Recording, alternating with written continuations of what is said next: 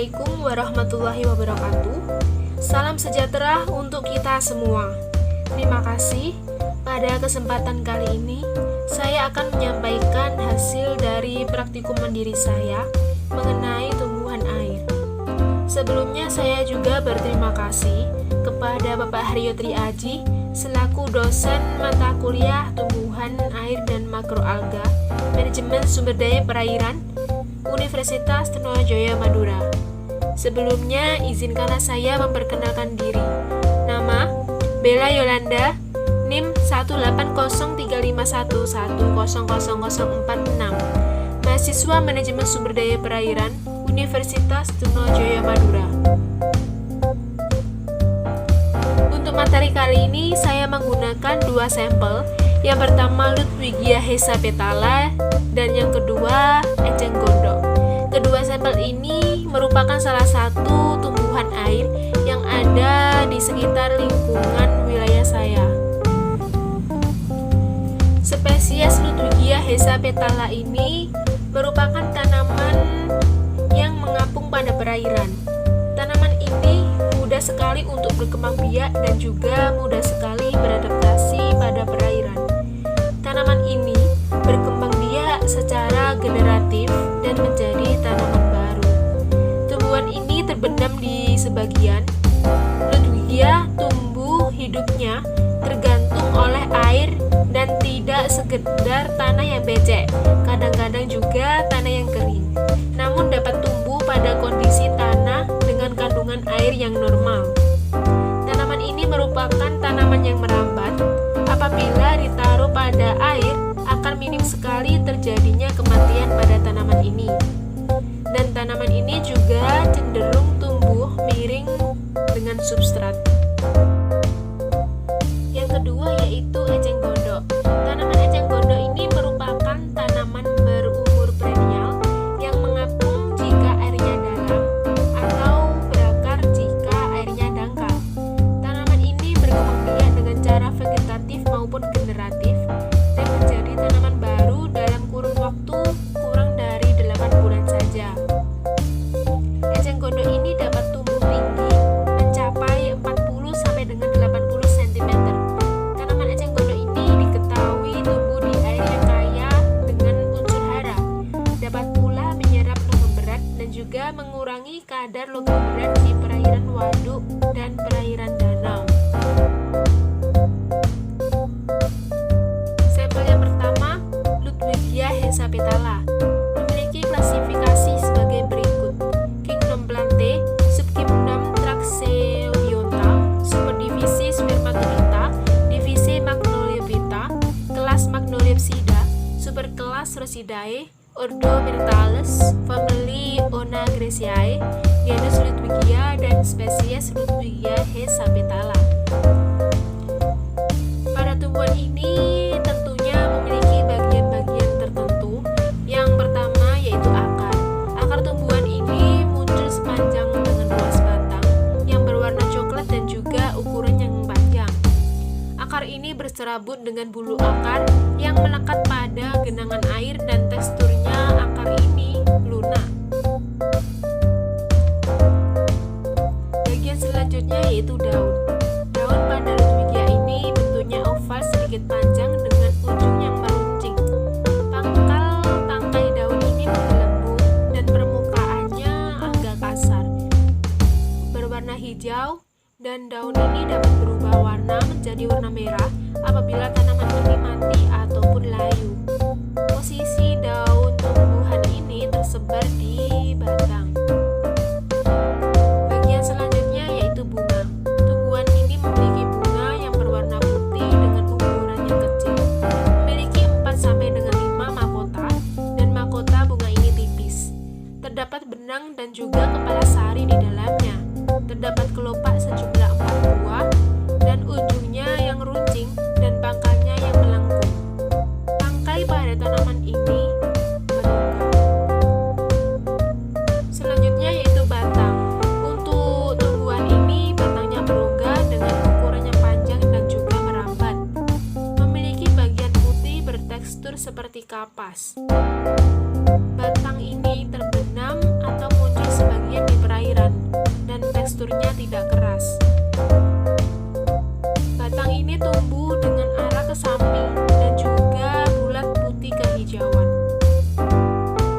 Adapun adaptasi sendiri dari tumbuhan Ludwigia ini bahwa dia dapat tumbuh di kolam-kolam dangkal seperti tanah basah, rawa, sungai, dan juga sawah. Ludwigia ini dapat hidup dengan cara merambat ke arah samping dan sangat mudah untuk berkembang biak. Pertumbuhan yang cepat sehingga terjadi penutupan pada tanah perairan. Tumbuhan ini menyukai substrat yang berlumpur dan perairan yang dangkal, misalnya seperti sawah. Ludwigia ini mudah hidup dengan tempat yang berair, dan untuk satu akar dari tumbuhan Ludwigia ini terdapat kurang lebih 4-5 tumbuhan. Untuk sampel yang kedua yaitu eceng gondok. Eceng gondok memiliki klasifikasi sebagai berikut: Kingdom Plantae, Subkingdom Viridiplantae, Superdivisi Epiphyta, Divisi Tracheophyta, kelas Magnolipsida, Superordo Lilianae, Ordo Comelianus, Family Pontederiaceae, genus Eucornia Kunz, spesies Eucornia crassipes. Eceng gondok juga memiliki bagian-bagian, yaitu yang pertama adalah akar. Akar tanaman eceng gondok ini merupakan akar yang serabut dan tidak bercabang, serta memiliki tudung akar. Bagian ini ditumbuhi dengan bulu-bulu akar yang berserabut dengan fungsi untuk penggenangan ataupun cangkar tanaman. Ujung pada akar eceng gondok ini memiliki kantung akar yang berwarna merah jika di bawah sinar matahari. Akar ini dapat mengumpulkan lumpur atau partikel zat yang terlarut dalam air sehingga sangat baik untuk dikembangbiakan di daerah sungai yang banyak pabriknya. Selanjutnya yaitu daun. Daun pada eceng gondok ini dianggap sebagai gulma yang termasuk dalam kategori makrofita yang mana terletak di atas permukaan air. Terdapat lapisan rongga udara yang berfungsi sebagai alat pengapung tanaman dan juga penyimpanan O2 saat fotosintesis. Rongga udara ini terdapat di daun yang berguna dalam proses respirasi. Daun ini tunggal dan bentuknya oval, ujung dan pangkalnya yang meruncing. Pangkal-pangkai daun ini menggelembung dan permukaan daun ini sangat licin dan juga berwarna hijau. Permukaan atas daun ini dipenuhi dengan mulut daun dan juga bulu daun. Klorofil pada eceng gondok ini terdapat pada sel epidermis. Selanjutnya yaitu tangkai batang.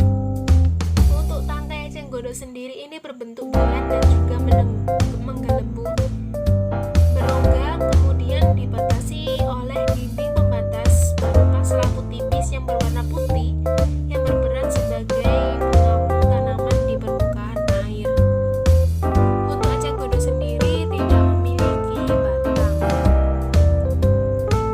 Adapun adaptasi pada eceng gondok ini salah satunya tumbuh pada kolam-kolam dangkal, tanah basah, rawa, aliran air yang lambat, danau, tempat penampungan air, dan tentunya sungai. Eceng gondok ini dapat hidup dengan cara lumpur. Tanaman ini mudah sekali untuk berkembang biak dan pertumbuhan dari eceng gondok ini cepat, diakibatkan oleh air yang mengandung nutrien tinggi, terutama kaya akan nitrogen, fosfat, dan potasium. Kandungan dari eceng gondok ini terdapat kandungan garam yang dapat menghambat pertumbuhan eceng gondok seperti di danau daerah pantai Afrika Barat, di mana eceng gondok ini akan bertambah sepanjang musim hujan dan berkurang saat kandungan garam naik pada musim kemarau. Pada umumnya, eceng gondok ini dapat meredakan sakit mah, mengobati sakit gigi, menurunkan berat badan, dan juga dapat dijadikan sebagai pupuk, tempat, dan telurnya dapat menjaga keseimbangan saat mengapung di air dan juga menyerap zat-zat makanan dan unsur hara yang diperlukan tanaman dari dalam air. Untuk daun cenggodo sendiri ini dapat mengatasi penyakit gatal-gatal dan mengatasi jerawat dan bisul. Demikian isi dari hasil praktikum mandiri saya. Semoga apa yang telah saya katakan tadi dapat bermanfaat bagi